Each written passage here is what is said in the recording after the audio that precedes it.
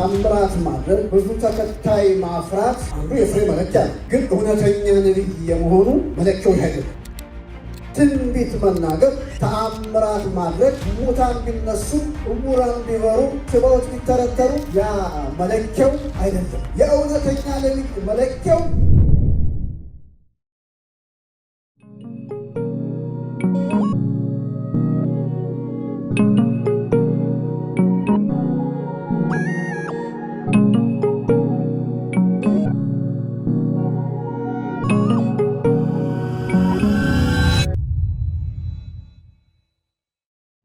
ቅዱሳችሁን ትከፍቱና ሮሜ 12:12 መነሻችን ነው። ይሄንን ሁልጊዜ ለምንድን ነው ከዚህ ቦታ የምነሳው?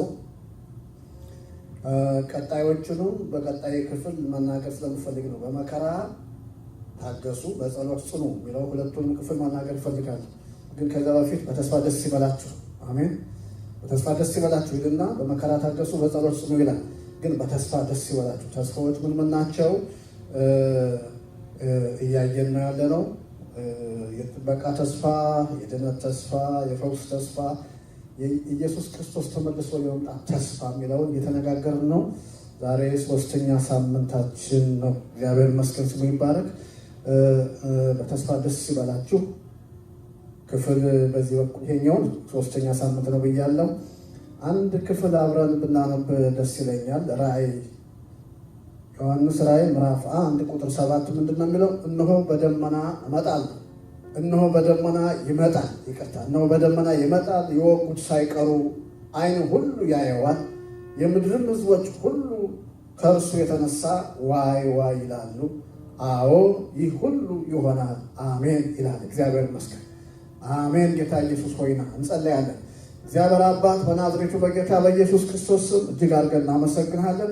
ሕያው የሆነውን ቃልን ከፍተናል፣ አንብበናል። ጌታ ሆይ አንተ ደግሞ በቃል ውስጥ አልፈህ እንድትናገር፣ በመንፈስህ እንድትናገረን፣ እኔንም ከናፍርቴን እንድትዳስስ፣ መናገር እንደሚገባኝ እንድናገር፣ እግዚአብሔር ሆይ አእምሮዬን ሁሉ እንድትቆጣጠር፣ አየሩን ሁሉ እንድትቆጣጠር በኢየሱስ ክርስቶስም አሳልፌ ላንተ ሰጠሁ።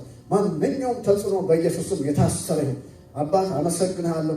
ስምህ የተባረከ ይሁን። ይህን አካባቢ አንተ ስለተቆጣጠርክ ተመስገን። የቃል ደጆችም ስለተከፈቱልን ተመስገን። ሁሉ ለአንተ ክብር ይሁን በኢየሱስ ክርስቶስ ስም አሜን። እግዚአብሔር አምላካችን እናመሰግናለን። ስሙ የተባረከ ይሁን። የኢየሱስ ክርስቶስ ተመልሶ መምጣት ከዚህ በፊትም እንደተናገርኩት ከሁሉ በላይ የሚበልጥ የተስፋዎች ሁሉ መደምደሚያ ነው። አሜን። እግዚአብሔር ይመስገን። ለክርስቲያኖች ብዙ ተስፋ አለ። ነገር ግን ይሄ የተስፋዎች ሁሉ መደምደሚያ ነው። ይሄ የመጨረሻ ግባችን ነው። የመጨረሻ ግባችን ምንድን ነው? ከእሱ ጋር ለዘላለም መኖር ነው። ከእሱ ጋር ለዘላለም መኖር ደግሞ እኛ በሕይወት እያለን ከመጣ ንጥቀት ነው። ስለዚህ ከዚህ የሚበልጥ ግብ የለም። እንግዲህ የመጨረሻው ግባችን ይሄ ነው፣ ከእርሱ ጋር ለዘላለም መሆን። እግዚአብሔር አምላክ ተመሰገነ። ስለዚህ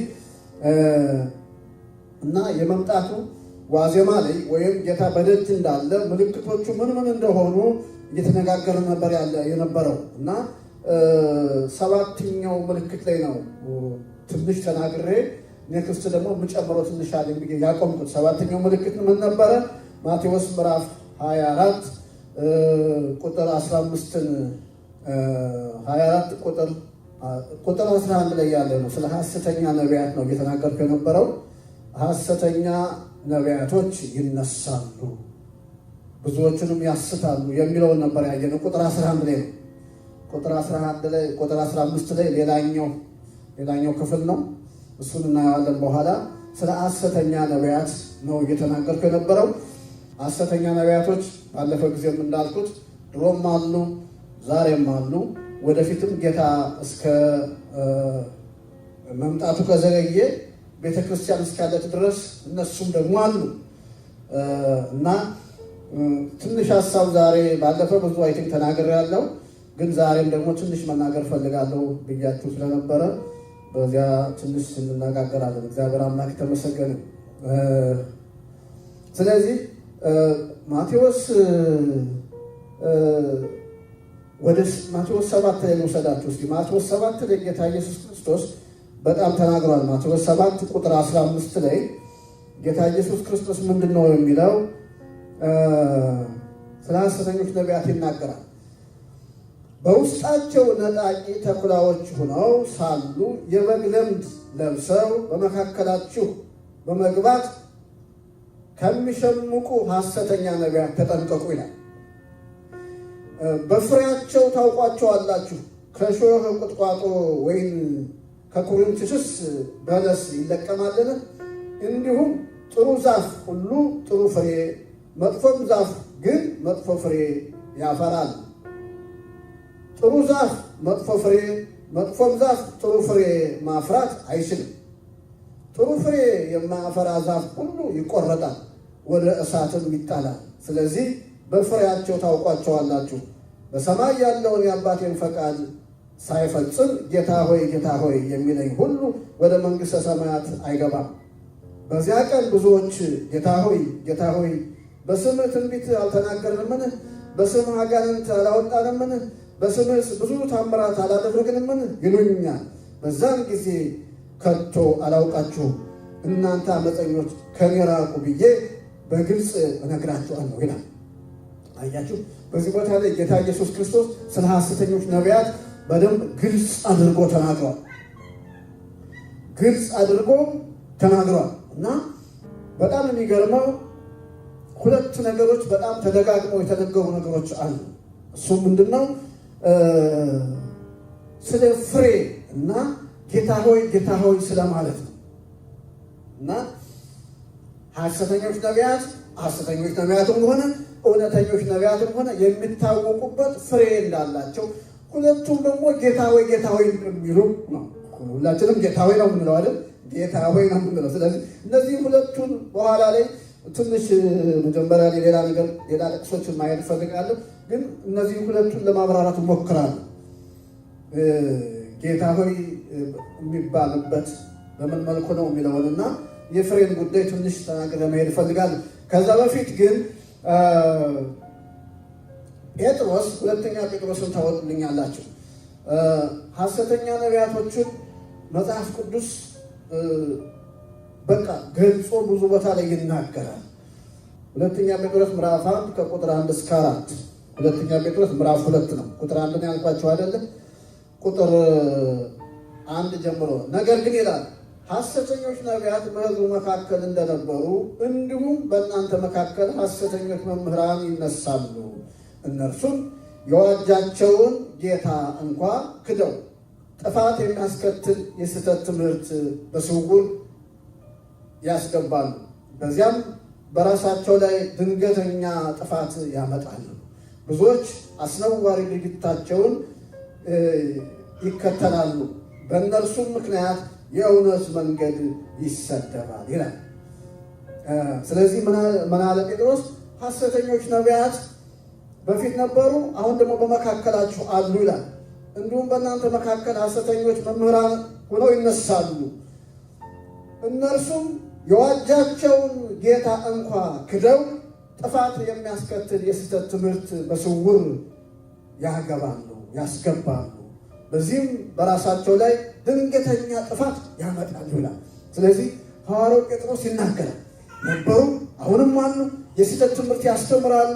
ይህ ደግሞ በዚያ ምክንያት ብዙዎችን ያስታሉ።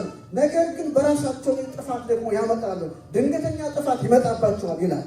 ስለዚህ አያችሁ፣ ለሕዝቡ ጴጥሮስ ለሕዝቡ ይመክራል፣ እንደዚህ በቃሉ ማለት ነው። እንደዚሁም ደግሞ ሐዋርያው ጳውሎስ በሁለተኛ ጢሞቴዎስ ምዕራፍ 2 ቁጥር 16 እና 17 ደግሞ ይናገራል። ስለዚህ ጥቂት ተከታታይ ጥቅሶችን እሰጣችኋለሁኝ። ከዛ በኋላ ወደ ሌላው ሀሳብ ሄዳለሁ።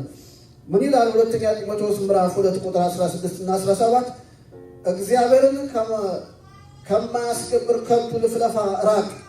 ልጁን ጢሞቴዎስን ሲመክረው ነው።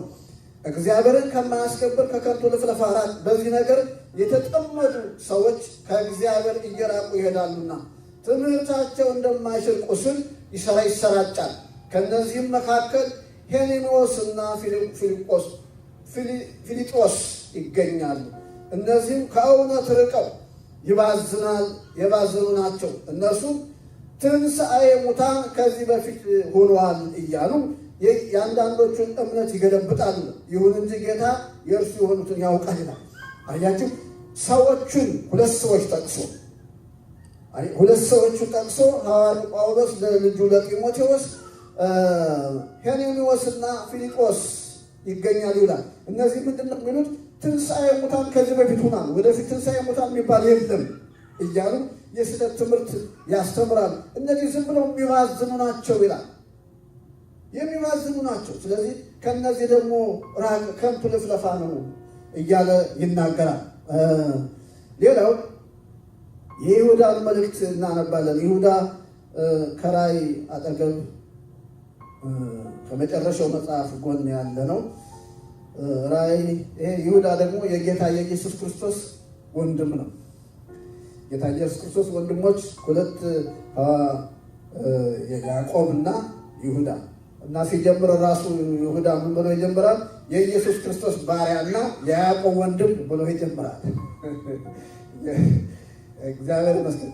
የጌታ የኢየሱስ ክርስቶስ ባሪያና በቃ እግዚአብሔር ሲረዳ እኮ ነው። መጀመሪያ እኮ በጌታ ኢየሱስ ክርስቶስ ተሰነካክለውበት ነበር ወንድሞቹ እና እስቲ እግዚአብሔር ጠርቶት ዝም ብሎ ተደብቆ የሚኖር የለም እና በእውነት አንተ ጠርቶ ከሆነ እስቲ ተገለጥ አሉት። አንድ ጊዜ የበዓል ነበርና እና ጌታ ግን ምን አለ?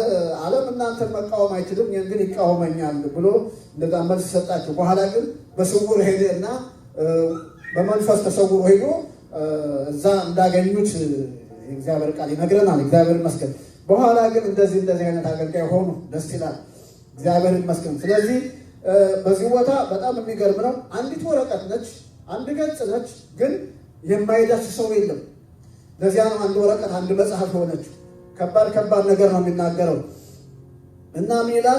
ቁጥር 3 ጀምሮ ወዳጆቼ ሆይ አብረን ስለምንካፈለው ድነት ልጽፍላችሁ እጅግ ጓጉቼ ነበር። ነገር ግን ለቅዱሳን አንዴና ለመጨረሻ ስለተሰጠው እምነት እንድትጋደሉ ለመምከር እጽፍላችሁ ዘንድ ግድ ሆነብኝ።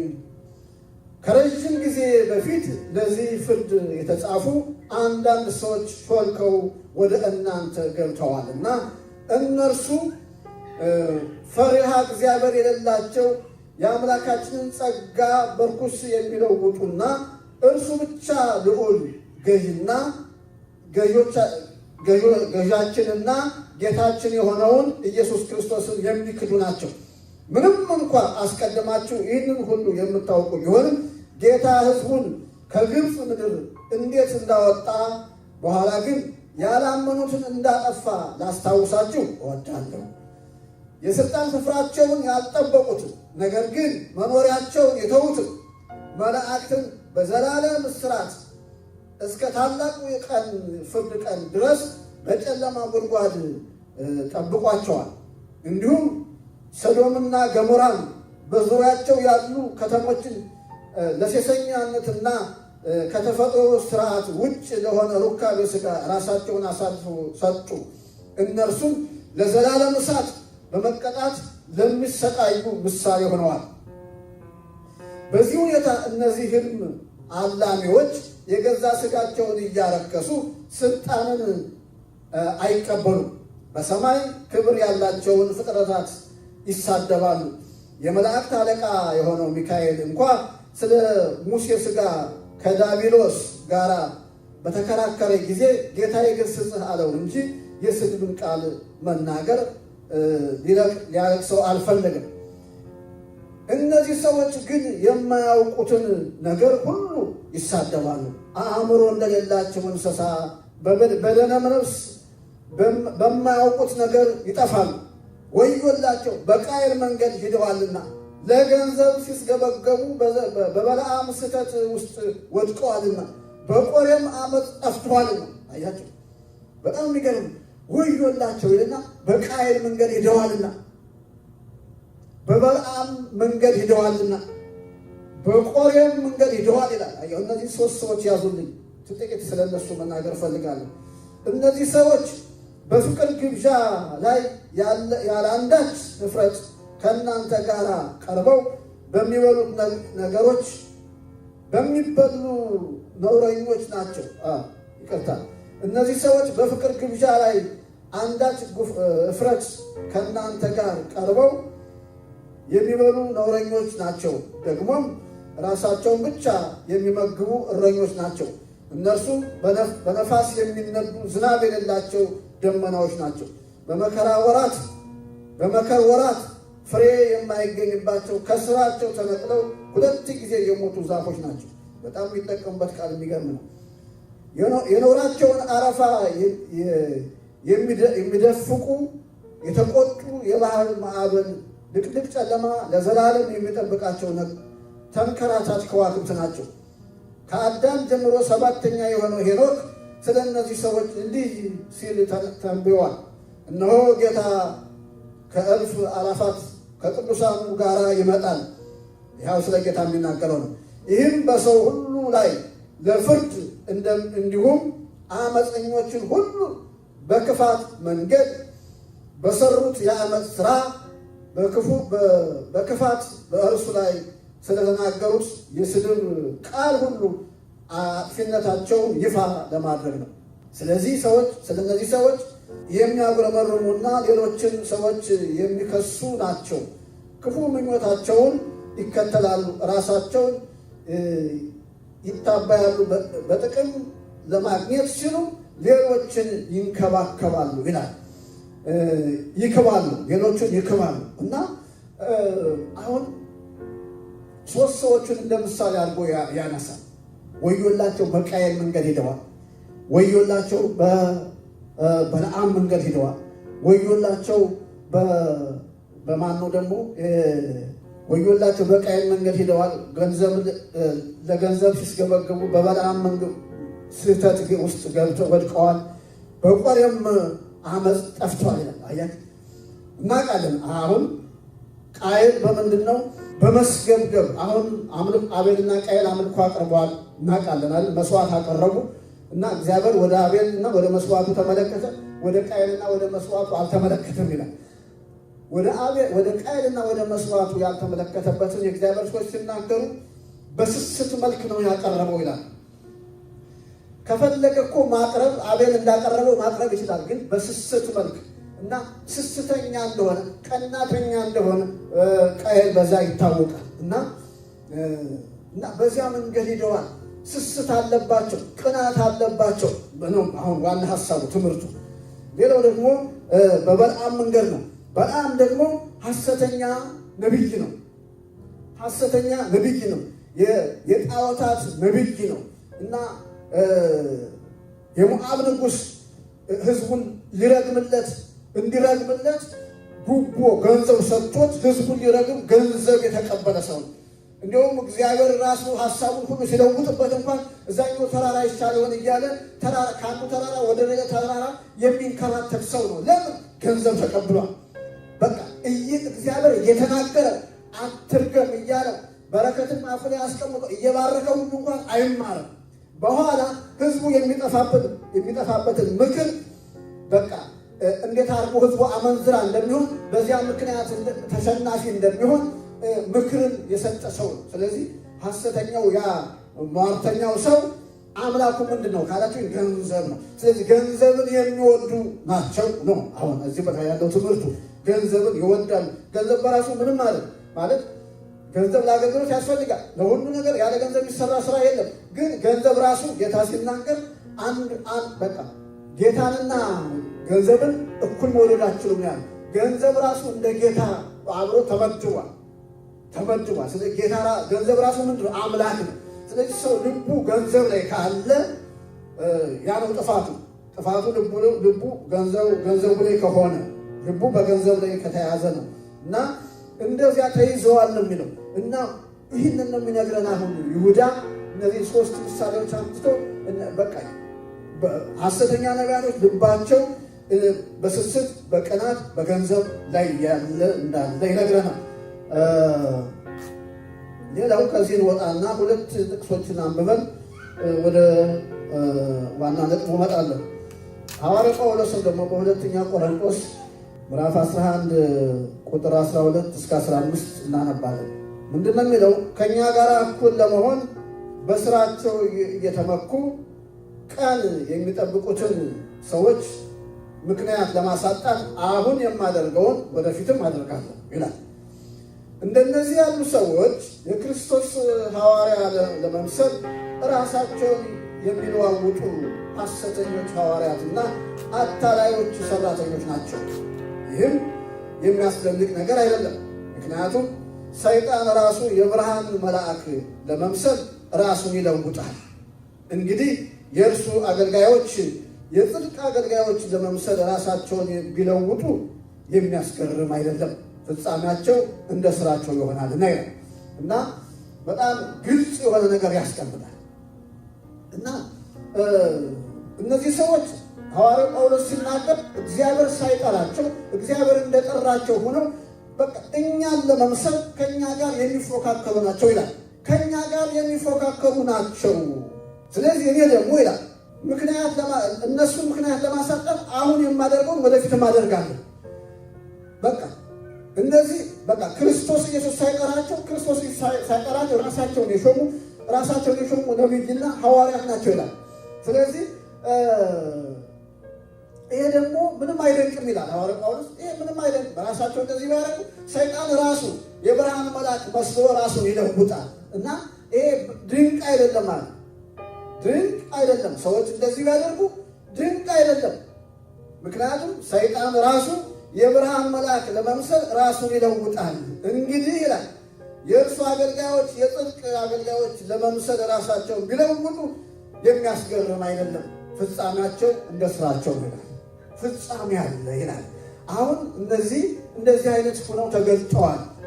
የብርሃን መልአክ መስሎ ሰይጣን እንደተገለጠ እነሱ ደግሞ የጽድቅ አገልጋዮች መስለው ተገልጠዋል። ስለዚህ ችግር የለውም፣ ለሁሉም ፍጻሜ ያለው የስራቸውን ያገኛሉ እያለ ነው የሚናገረው። እና ሐዋርያው ጳውሎስ ደግሞ አስተማሪ ስለሆነ ገለጥ አድርጎ በሰላ ባለ መንገድ ገልጦታል። እና አንድ ቃል ልጨምርላችሁና ወደ ተነሳንበት ዋና ሐሳብ ጌታ ኢየሱስ ክርስቶስ ማቴዎስ ምዕራፍ 7 ቁጥር 15 ጀምሮ ደግመን እስቲ አንዴ እናንብበውና ከዛ ሁለት ነገሮችን ወስጄ ከዚህ መናገር ፈልጋለሁ። ጌታ ኢየሱስ ክርስቶስ ምንድን ነው ያለው? በማቴዎስ ምዕራፍ 7 ቁጥር 15 እስከ 23 በውስጣቸው ነጣቂ ተኩላዎች ሆነው ሳሉ የበግ ለምድ ለብሰው በመካከላችሁ በመግባት ከሚያሸምቁ ሐሰተኛ ነቢያት ተጠንቀቁ። በፍሬያቸው ታውቋቸዋላችሁ። ከሾህ ቁጥቋጦ ወይም ከኩርንችትስ በለስ ይለቀማልን? እንዲሁም ጥሩ ዛፍ ሁሉ ጥሩ ፍሬ፣ መጥፎም ዛፍ መጥፎ ፍሬ ያፈራል። ጥሩ ዛፍ መጥፎ ፍሬ፣ መጥፎም ዛፍ ጥሩ ፍሬ ማፍራት አይችልም። ጥሩ ፍሬ የማያፈራ ዛፍ ሁሉ ይቆረጣል፣ ወደ እሳትም ይጣላል። ስለዚህ በፍሬያቸው ታውቋቸዋላችሁ። በሰማይ ያለውን የአባቴን ፈቃድ ሳይፈጽም ጌታ ሆይ ጌታ ሆይ የሚለኝ ሁሉ ወደ መንግሥተ ሰማያት አይገባም። በዚያን ቀን ብዙዎች ጌታ ሆይ ጌታ ሆይ በስምህ ትንቢት አልተናገርንምን? በስምህስ አጋንንት አላወጣንምን? በስምህ ብዙ ታምራት አላደረግንምን? ይሉኛል። በዚያን ጊዜ ከቶ አላውቃችሁም፣ እናንተ አመፀኞች ከኔ ራቁ ብዬ በግልጽ እናገራችኋለሁ ይላል። ስለዚህ በዚህ ቦታ ላይ ቅድም እንደተናገርኩት ሁለት ዋና ነገሮች እናገኛለን። አንደኛው ጌታ ሆይ ጌታ ሆይ የሚሉ፣ ሌላው ደግሞ በስምህ እንደዚህ አላደረግንም፣ ትንቢት አልተናገርንም፣ ታምራት አላደረግንም፣ አጋንንት አላወጣንም፣ ሙታን አላስነሳንም፣ እንደዚህ የሚሉ። ስለዚህ እነዚህ ሁለት ነገሮችን ውስጄ ጥቂት ማየት እፈልጋለሁ። እግዚአብሔር አምላክ ተመሰገነ። ታምራት ማድረግ፣ ብዙ ተከታይ ማፍራት አንዱ የፍሬ መለኪያ ነው። ግን እውነተኛ ነቢይ የመሆኑ መለኪያው አይደለም። አሁን ጌታ እዚህ ጋር እንደተናገረው ትንቢት መናገር፣ ተአምራት ማድረግ፣ ሙታን ቢነሱ፣ ዕውራን ቢበሩ፣ ሽባዎች ቢተረተሩ ያ መለኪያው አይደለም። በጣም የሚገርም ነው እዚህ ጋር የተነገረው ነገር። ልክ ነው እኮ እኛ እኮ እንዲሆን የምንጸልየው እኮ ነው። ግን መለኪያው ግን ይህ አይደለም። የእውነተኛ ነቢይ መለኪያው ብዙ ተከታይ ማፍራት አይደለም፣ ትንቢት መናገር አይደለም፣ አጋንንትን ማስወጣት አይደለም፣ ብዙ ታምራቶችን ማድረግ አይደለም። በጣም የሚገርም ትንቢት ለመናገር በብርቱ ፈልጉ ይላል የእግዚአብሔር ቃል። ይሄ እኮ የእግዚአብሔር ቃል የሚለው ነው። ትንቢትን ለመናገር በብርቱ ፈልጉ፣ አጋንንትን አውጡ ብሎ ደግሞ ጌታ ራሱ ተናግሯል። አጋንንትን አውጡ፣ ሙታንን አስነሱ፣ ሰዎችን ፈውሱ ጌታ ነው ያለው። ግን መለኪያው ግን ይሄ አይደለም። መለኪያው ይሄ አይደለም። በብዙ ታምራት ማድረግ ብዙ ታምራቶች ያ አይደለም። ስለዚህ ታዲያ መለኪያው ምንድነው ካላችሁኝ አንደኛ ዮሐንስ ምዕራፍ 4 ታወጡልኛላችሁ። አንደኛ ዮሐንስ ምዕራፍ 4 ቁጥር 1 ጀምሮ ምንድነው የሚለው? ወንድሞች ሆይ መንፈስን ሁሉ አትመኑ፣ ነገር ግን መናፍስት ከእግዚአብሔር መሆናቸውን መርምሩ፣ ምክንያቱም ብዙዎች ሐሰተኞች ነቢያት ወደ ዓለም ወጥተዋል ይልና የእግዚአብሔር መንፈስ በዚህ ታውቃላችሁ። የእግዚአብሔርን መንፈስ በዚህ ታውቃላችሁ። ኢየሱስ ክርስቶስ በሥጋ እንደመጣ የሚቀበል መንፈስ ሁሉ ከእግዚአብሔር ነው። ኢየሱስን የማይቀበል መንፈስ ግን ከእግዚአብሔር አይደለም። እንዲመጣ የሰማችሁት የክርስቶስ ተቃዋሚ መንፈስ ይህ ነው ይላል። አሁን እንኳ በዓለም አለ። ስለዚህ ኢየሱስ ክርስቶስ በሥጋ እንደተገለጠ ሥጋ ለብሶ እንደመጣ የሚያምን ሁሉ ያ ከእግዚአብሔር ነው። ስለዚህ ሐሰተኛ ነቢያቶችና የእውነተኛ ነቢያቶች መለየው ይሄ ነው። የመጀመሪያው ኢየሱስ ክርስቶስ በሥጋ አሁን እምነቱ መጀመሪያ ከፍሬው በፊት እምነቱ ጌታ እምነቱ ምንድን ነው? ሰውየው ነቢዩ የሚናገረው ጌታ ይሉኛል አይደል ያለው። ጌታ ያደረገው ማንን ነው? የትኛውን ነው? እና ምክንያቱም ታስታውሱ ከሆነ ኢየሱስ ክርስቶስ በተገለጠበት ጊዜ ፈሪሳውያን ይቃወሙት ነበር። ራሱን የእግዚአብሔር ልጅ አድርጓል፣ እሱ የጠራቢው የዮሴፍ ልጅ ነው፣ የማርያም ልጅ ነው እንጂ የእግዚአብሔር ልጅ አይደለም ይሉ ነበር። ስለዚህ ሌሎች ደግሞ ከማርያም ሥጋ አልተካፈለም ይሉ ማለት አይደል? ስለዚህ ኢየሱስ ክርስቶስ ግን በትክክል ከማርያም ሥጋ ነስቶ የእግዚአብሔር ልጅ ሆኖ እንደመጣ የሚያምን መሆን አለበት። ኢየሱስ ክርስቶስ ጌታ ነው። ኢየሱስ ክርስቶስ በሥጋ እንደተገለጠ ማለት ያ ነው። ስለዚህ ኢየሱስ ክርስቶስ ከማርያም ሥጋ ወስዷል። የእግዚአብሔር ልጅ ነው። የተገለጠው በሥጋ ነው። አሜን። እግዚአብሔር ይመስገን።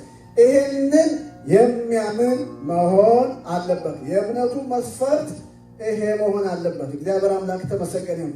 ሌላው አሁንም ሁለተኛ ዮሐንስ ምዕራፍ 1 ቁጥር 7 ኢየሱስ ክርስቶስ በሥጋ እንደመጣ የማያምኑ ብዙ ሐሰተኞች ወደ ዓለም መጥተዋል ይላል። ቁልጭ ያለ አባባል ነው። ኢየሱስ ክርስቶስ በሥጋ እንደመጣ የማያምኑ ብዙ አሳቶች ወደ ዓለም መጥተዋል። እንደዚህ ያለ ማንኛውም ሰው አታላይና የክርስቶስ ተቃዋሚ ነው። እናንተም የድካማችሁን ዋጋ እንዳታጡ ነገር ግን ሙሉ ሽልማት እንድትቀበሉ ራሳችሁን ጠብቁ ይላል። ስለዚህ ኢየሱስ ክርስቶስ በሥጋ እንደመጣ የማያምኑ በእናንተ መካከል መጥተዋል ይላል። ስለዚህ ኢየሱስ ክርስቶስ በሥጋ እንደተገለጠ የሚያምን መሆን አለበት። እግዚአብሔር አምላክ ተመሰገነ። ኢየሱስ ክርስቶስ ጌታ ሃሌሉያ።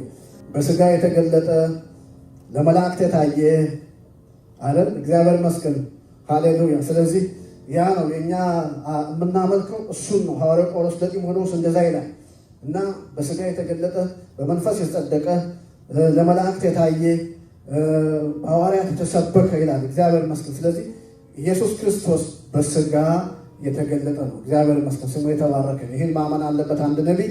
ማንኛችንም ደግሞ ይህንን ማመን የግድ ነው። ስለዚህ ሁለተኛው እውነተኛ ነቢይ የሚናገረው መፈጸም አለበት። እውነተኛው አሁን ወደ ፍሬ ጌታ ሆይ ብያለሁ የሚለው ያለው ቅድም ጌታው ማን ነው? በትክክል ኢየሱስ ክርስቶስ በሥጋ እንደተገለጠ ያመነና ጌታው ያደረገ ነው። ሁለተኛ ደግሞ ወደ ፍሬ ስንሄድ ነቢይ እውነተኛ ነቢይ የሚናገረው ምን ሚል የሚፈጸም መሆን አለበት። ይሄ ዘዳግም ምዕራፍ 18:22 ያዙልኝ። ነቢዩ በእግዚአብሔር ስም የተናገረው ካልተፈጸመ ወይም እውነት ሆኖ ካልተገኘ መልእክቱ ከእግዚአብሔር የተናገረው አይደለም። 4 ነጥብ። ያ ነቢይ በድፍረት ተናግሮታልና እርሱን አትፍሩ ይላል። አየህ፣ የተናገረው ነገር ያነበብኩት ዘዳግም 18 ቁጥር 22 ነው። ስለዚህ ነቢዩ በእግዚአብሔር ስም ተናግሮ ያ የተናገረው ትንቢት ባይፈጸም ከእግዚአብሔር አልተናገረው።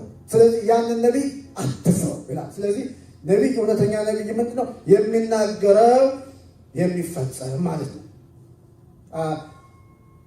አሁን ስለ ሐሰተኞች ነቢይ መገለጥ የሰባተኛው ምልክት ላይ ያለ ነው። ግን በዚያው እውነተኛ ነቢያቶችንም ትንሽ ተናግሬለት ብዬ ነው እና ትንሽ አይተን አለፍ ሄጃለሁ። ግን ችግር የለውም። እውነተኛ ነቢያቶችንም ደግሞ በዚሁ ትንሽ አይተን ብንሄድ ጥሩ ነው ብዬ ነው። ስለዚህ የሚናገረው መልእክት የሚፈጸም ነው። እግዚአብሔር አምላክ የተመሰገነ። ትዝ ይላችሁ ከሆነ በጣም የሚገርም ነው። በኢሳይያስ እና በአዲስ ኪዳን መካከል ስንት መቶ ዓመት ነው ልዩነት ያለው? 700 ዓመት አይደል? ለምሳሌ ኢሳይያስ ምዕራፍ 7 ላይ ስለ ድንግል ትጸንሳለች፣ ወንድ ልጅ ትወልዳለች፣ ስሙንም አማኑኤል ይሉታል ብሎ ተናግሯል ኢሳይያስ። እንደዚሁም ደግሞ በምዕራፍ 9 ላይ ይናገራል። ድንቅ መካር፣ ኃያል አምላክ ስለ ኢየሱስ ክርስቶስ የሚናገር ክፍል ነው። አሁን ብዙ ያንን ቃል እያወጡ እንትን አለን ብዬ ነው። ስለዚህ ያ በማቴዎስ ወንጌል ላይ፣ በሉቃስ ወንጌል ላይ፣ በሁሉም ቦታ ላይ ተነግሯል። ነቢዩ ኢሳይያስ እንደተነበየው እንደተናገረው ተብሎ ያ 700 ዓመት እንኳን ቢቆይ እውነተኛ ነቢያቶች የተናገሩት ይፈጸማል። ስለዚህ እውነተኛ ነቢይ መለኪያው ምንድን ነው? የሚናገረው የሚፈጸም ነው። እግዚአብሔር ይመስገን። ሌላው እውነተኛ ነቢይ በክርስቶስ ትምህርት የሚኖር ነው። አንደኛ ዮሐንስ ምዕራፍ 1 ቁጥር 9፣ ሁለተኛ ጢሞቴዎስ ምዕራፍ 3 ቁጥር 8 እስከ 10 እየነገርኳችሁ ብቻ ነው እንጂ ለማንበብ አሁን ጊዜም ብዙ አይኖረንም። አራተኛ እውነተኛ ነቢይ ሕይወቱ በቅድስና የሚኖር የእግዚአብሔርን ቃል መመሪያው ያደረገ የእግዚአብሔርን ጉባኤ የሚያከብር በቅዱሳን ጥሩ ምስክርነት ያለው መሆን አለበት። እግዚአብሔር ይመስገን፣ ስሙ የተባረከ። ብዙ ማለት ይቻላል፣ ግን ከዚህ በላይ መሄድ አልችልም። እግዚአብሔር አምላክ የተመሰገነ። ኢየሱስ ክርስቶስ ጌታ ነው። ሌላው 8ኛው ምልክት ስለ ኢየሱስ ክርስቶስ መምጣት 8ኛው ምልክት ምንድን ነው ካላችሁኝ የማቴዎስ ወንጌል ምዕራፍ 24 ቁጥር 14 ለሕዝብ ሁሉ ምስክር እንዲሆን ይህ የመንግስት ወንጌል በዓለም ሁሉ ይሰበካል፣ ከዚያም መጨረሻው ይመጣል። ስለዚህ ጌታ ምን አለ? ለዓለም ሁሉ ምስክር እንዲሆን ይህ የመንግስት ወንጌል በዓለም ሁሉ ይሰበካል ይላል። ኢየሱስ ክርስቶስ ጌታ። እግዚአብሔር አምላካችን እናመሰግናለን። አራቱን ወንጌላት ስናይ ማቴዎስ ወንጌል፣ ማርቆስ ወንጌል፣ ሉቃስ ወንጌል እና ዮሐንስ ወንጌል፣ እነዚህን በምናይበት ጊዜ የሚነግሩን አለ ስለ ጌታ ኢየሱስ ክርስቶስ። ብዙ ጊዜ ላለመውሰድ ብዬ ነው። ጌታ ኢየሱስ ክርስቶስ ለሊት ተራራ ላይ እየወጣ ምን ይል ነበር? ይጸልያል። ቀንስ ምን ያደርጋል? የእግዚአብሔር መንግስት ቀርባለችና ንስሐ ግቡ እያለ ወንጌልን ይሰብካል፣ ያስተምራል። እና ጌታ ኢየሱስ ክርስቶስ አገልግሎቱ ያ ነበር በምድር ላይ በነበረበት ጊዜ። ስለዚህ መጨረሻም ደግሞ ከሙታን ከተነሳ በኋላ በሐዋርያት ሥራ ምዕራፍ 1 ቁጥር 8 ላይ ለደቀ መዛሙርት 2 ነገሮች ነገራቸው። አንድ ተስፋና ሁለተኛ ደግሞ ኃላፊነት ሰጣቸው። አንድ ተስፋው ምንድን ነው? መንፈስ ቅዱስ በእናንተ ላይ በወረደ ጊዜ ኃይልን ትቀበላላችሁ። መንፈስ ቅዱስ ይመጣል፣ ኃይል ታገኛላችሁ። ይሄ ተስፋው ነው። ኃላፊነቱ ደግሞ በዛን ጊዜ በኢየሩሳሌም፣ በይሁዳ፣ በሰማርያ እስከ ምድር ዳርቻ ድረስ ምስክሮቼ ትሆናላችሁ። እግዚአብሔር አምላክ ተመስገን። ያ ኃላፊነቱ ነው። ስለዚህ ደቀ መዛሙርቱ መንፈስ ቅዱስ ጌታ እንደተናገረው በቃ ከ40 ቀን እየተገለጠ በተለያየ ቦታ ላይ ያጽናናቸው ነበር፣ ኃይል ይሞላቸው ነበር እና ይሄ እዚህ ቦታ ላይ የሆነው የመጨረሻው ነው እና ይህን ተናግረው አይኖቻቸው እያዩ ከፍ አለና እና አይኖቻቸው እያዩ ከፍ ብላ ደመናም ከአይኖቻቸው ሰውራ ተቀበለችው ይላል። በዛን ጊዜ 2 ነጫጭ ልብስ የለበሱ ተገለጡላቸውና እናንተ የገሊላ ሰዎች ሆይ ምን ነው እንደዚህ አይኖቻችሁ ወደ ላይ ሆነው ይመለከታሉ? እዚህ ቆማችኋል። ይሄ እኮ ወደ ላይ ሲወጣ ያያችሁት ኢየሱስ እንዲሁ እንዳያችሁ ተመለሰ ይመጣል አላችሁ። ሃሌሉያ! እግዚአብሔር ስም የተባረከ። ስለዚህ ጌታ ከሄደ በኋላ እንደተናገረው እንደ ተስፋ ቃሉ በሐዋርያት ሥራ ምዕራፍ 2 ላይ መንፈስ ቅዱስ ላከ። እግዚአብሔር ይመስገን። ጴጥሮስ ያን ይናገራል። እግዚአብሔር ይመስገን። እግዚአብሔር የሞትን ጣር አንስቶ ጌታ ኢየሱስ ከሙታን አስነሳው።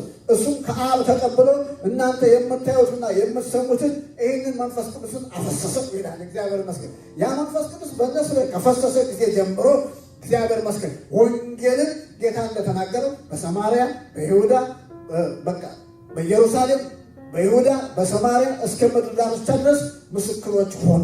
ወንጌል ይኸው ለእኛ ደረሰ።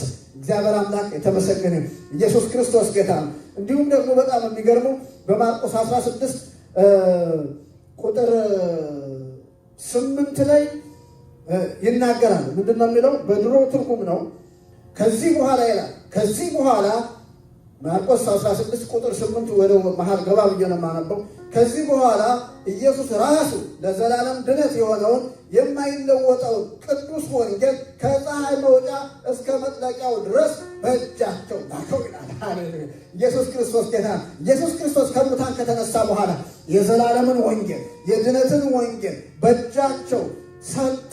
ከምን? ከፀሐይ መውጫ እስከ ፀሐይ መጥለቂያ ድረስ በቃ ያንን አገልግሎት እንዲያገለግሉ በእጃቸው ላከው ይላል። እግዚአብሔር ይመስገን፣ ስሙ የተባረከ ኢየሱስ ክርስቶስ ጌታ ነው። በአሁኑ ሰዓት በዓለም ላይ ያለው የሕዝብ ብዛት 8.2 ቢሊዮን እንደሆነ ይታወቃል። በ2025 ላይ እንደዚያ ነው የሚታወቀው። ሪሰርች ስታደርጉ እንደዛ ታገኛላችሁ። ጥናቱ ደግሞ እንደሚያመለክተው ከ8.2 ቢሊዮኑ ሕዝብ መካከል 2.66 ቢሊዮን ዳግም የተወለደ ክርስቲያን እንደሆነ ይነገራል። 2.66 ቢሊዮን ሕዝብ ጌታን የሚያውቅ ኢየሱስ ክርስቶስ አምላኩ የሆነ ሕዝብ እንደሆነ እንግዲህ ታሪክ ይህንን አስቀምጠዋል። እና እንደዚሁም ደግሞ አብረው አያይዘው የሚናገሩት አባባል ምንድን ነው? በ5 ሰዎች መካከል አንዱ ክርስቲያን ይላሉ። ስለዚህ በዓለም ዙሪያ ላይ በዓለም ውስጥ ካለው ሕዝብ መካከል 5 ሰው ሲሄድ ካያችሁ አንዱ ክርስቲያን ነው። ስለዚህ ወንጌል ለሰው ሁሉ ደርሷል ማለት ትችላላችሁ። ወንጌል ለሕዝብ ሁሉ ደርሷል። በ5ቱ መካከል አንዱ ክርስቲያን ካለ ባይናገር እንኳን አፉን ከፍቶ ስለ ክርስቶስ ባይናገር እንኳን በሕይወቱ እየመሰከረ ነው። ስለዚህ የእግዚአብሔር ዓላማ ምንድን ነው ካላችሁ ወንጌል ለሰው ሁሉ ማድረስ እንጂ እንዲድኑ ማድረግ አይደለም። መዳን አለመዳን የራሱ የሰውየው ፐርሰናሊ እንትን ነው፣ ፍላጎት ነው። በግድ ነው ያመናችሁት፣ በፈቃድ ነው። ስለዚህ አያችሁ ጌታ ምክንያት ማሳጣት ነው፣ እንዲሰሙ ማድረግ ነው። አሁን ደግሞ በተለይ ይሄ የሶሻል ሚዲያ አገልግሎት ይሄ ቴሌቪዥን መስኮት ደግሞ ለወንጌል እንዴት ትልቅ በር እንደሆነ ልነግራችሁ አልችልም። ለምሳሌ አሁን ይሄ ኮሚኒስቶች፣ የተለያየ እምነት ያላቸው እስላሞች፣ የተለያየ እምነት በቃ የቡድሃ ብትሉ ዋቴቨር በቃ ኢየሱስ ክርስቶስን የማይፈልጉ በጉባኤ በአደባባይ መሄድ የማይፈልጉ ቤታቸውን ቁጭ በቴሌቪዥን ከፍተው ያያሉ። ውሳኔ የነሱ መታል። ስለዚህ አሁን ሳውዲ አረቢያ ገብቷል፣ ቻይና ቢሆን ገብቷል። ወንጌል ያልገባበት የለም። እግዚአብሔር አምላክ የተመሰገነ ኢየሱስ ክርስቶስ ጌታ ነው። ሃሌሉያ! ስለዚህ እግዚአብሔር ይመስገን፣ ስሙ የተባረከው። ስለዚህ ወንጌል ያልደረሰበት ቦታ የለም፣ ወንጌል ያልገባበት ቦታ የለም። ስለዚህ ኢየሱስ ክርስቶስ ጌታ ነው። ሃሌሉያ! ስለዚህ ይሄ የመንግስቱ ወንጌል በዓለም ሁሉ ይሰበካል ያለው ጌታ ተፈጽሟል። አሜን። እግዚአብሔር አምላክ ተመሰገነ። 9ኛውን ምልክት ልናገር ነበር። ስለዚህ ይሄም ተፈጽሟል እላችሁ፣ ይሄም ተፈጽሟል። ወንጌል ለሰው ሁሉ በቃ ደርሷል። ያልደረሰበት ቦታ ያለ አይመስለኝም። እግዚአብሔር ይመስገን። አጭር ስለሆነ ምንድነው የሚለው ምዕራፍ 24 ቁጥር 15 አንዴ እናንብብ። ማቴዎስ ቁጥር 15 ምንድነው የሚለው? እንግዲህ ይላል በነቢዩ በዳንኤል የተነገረው የጥፋት ርኩሰት በተቀደሰው ስፍራ ቆሞ ስታዩ አንባቢው ያስተውል። የጥፋት ርኩሰት በተቀደሰው ስፍራ። ዘጠነኛው ምልክት ይሄ ነው። የጥፋት ርኩሰት በተቀደሰው ስፍራ ማለት አሁን ኢየሩሳሌም ማለት ወይ እስራኤል ሶስተኛውን መቅደስ ስትሰራ ማለት ነው። እዛ ላይ ነው የሚገለጠው። የመጀመሪያው ቤተ መቅደስ ሰለሞን ንጉሥ ሰለሞን የሰራው በባቢሎናውያን ፈርሷል። ሁለተኛ የተሰራው መቅደስ ደግሞ በሮማኖች በ70 ዓመተ ምህረት ሰብሯል፣ ፈርሷል በ70። ሶስተኛው ቤተ መቅደስ ደግሞ እንዲሰራ እስራኤል እየተዘጋጀች ነው ይባላል። አንዳንድ ነገሮችን እያዘጋጀች ነው ይባላል። ሶስተኛው ቤተ መቅደስ እንዲሰራ በጣም የሚገርመኝ ይህን ደግሞ ሳስብ የገረመኝ ነገር እንግዲህ ያ ሐሰተኛው ክርስቶስ አሁን በአሁን ባለው ጄኔሬሽን ላይ አለ ማለት ነው አለ። ምክንያቱም አሁን ቤተ መቅደሱን እያዘጋጀች ልትሰራ አልተጀመረም፣ ግን ማቴሪያሉ የተዘጋጀ እንደሆነ ጭምጭምታ አለ፣ የተዘጋጀ ነው። ስለዚህ ያ ሲዘጋጅ ያ ሲሰራ ያን ጊዜ እዛ ላይ አንቲክራይስት ሐሰተኛው ክርስቶስ እዛ እንደሚገለጥ ያ ደግሞ የመጨረሻው ምልክት ነው። ጌታ ኢየሱስ ክርስቶስ የተናገረው ምሳሌውን ከበለስ ተማሩ አለ። በለሷ ስታቆጠቁጥ ያን ጊዜ በጋ እንደቀረበ እወቁ። በለሲቱ ስታቆጠቁጥ እና ያቺ በለስ ምንድን ነች ካላችሁኝ እስራኤል ነች። እስራኤል ነች። በመጀመሪያ ኤፕሪል 14 70 ዓመተ ምህረት በሮማኖች ፈረሰ። አገሪቱም ተበተነ፣ ህዝቡ ተበተነ እና ከዛ በኋላ ሜይ 14 1948 በተባበሩት መንግስታት እስራኤል እንደገና አገር ሆነች። እስራኤል ተመልሳ አገር ከሆነች አሁን 77 ዓመቷ ነው። በለሲቱ ካቆጠቆጠች 77 ዓመት ሆኗታል። አያችሁ፣ ይህንን ነው እንግዲህ አንባቢው ያስተውል የሚለን። እኛ ልናስተውል ያስፈልጋል። ስለዚህ በለሲቱ አቆጥቁጣ አሁን 77 ዓመት ሆኗታል። ሐሰተኛው ክርስቶስም ራሱን እያዘጋጀ ነው። ይሄ የመጨረሻው ነው። በዛን ጊዜ ሐሰተኛው ክርስቶስ ተቀምጦ ራሱን ሲገልጥ ኢየሱስ ክርስቶስ እንደሚመጣ ጌታ ራሱ ተናግሯል። አሜን። እግዚአብሔር አምላክ የተመሰገነ። ኢየሱስ ክርስቶስ ጌታ ነው። ስለዚህ ወገኖች እግዚአብሔር አምላክ ይመስገን። ኢየሱስ ክርስቶስ ሊመጣ በደጅ ነው ያለው። አሜን። አሁን ቤተ መቅደሱ ለመሰራት ዝግጅት ላይ አለ ማለት ጌታ ኢየሱስ ክርስቶስ ሊመጣ ዝግጅት ላይ ነው፣ በር ላይ ነው እንደሆነ የሚያመላክት ነው። ስለዚህ ለእኛ ደግሞ ወገኖች የክብር ጊዜያችን ቀርቧል። አሜን። እግዚአብሔር ይመስገን። ስለዚህ ፈተና ቢሆን መከራ ቢሆን አሁን ያላችሁበት ሁኔታ ባይመቻችሁ ደስ ይበላችሁ። ጌታ ሊመጣ በደጅ ነው። ወደ ዘላለም ክብራችን ልንገባ ነው። አሜን። እግዚአብሔር አምላክ ተመሰገነ። ስቃይ የሌለበት ሞት የሌለበት ፈተና የሌለበት ይጠብቀናል። ክብር አለ። አሜን። እግዚአብሔር ይመስገን። ለሚቀጥለው ጌታ ኢየሱስ ክርስቶስ እንዴት ነው የሚመጣው? ሳምንት አመጣጡ ምን እንደሚመስል ባለፈው ሶስተኛው ሐሳብ ይሄ ስለሆነ እንዴት ነው የሚመጣው? በድብቅ ነው የሚመጣው? ሰው ሁሉ እያየው ነው የሚመጣው? ሰዓቱና ቀኑ የሚመጣበት ይታወቃል? ስለዚህ በእነዚህ ሐሳቦች ዙሪያ ኔክስት እንነጋገራለን። አሁን አንገቶቻችን ዝቅ አድርገን እንጸልያለን።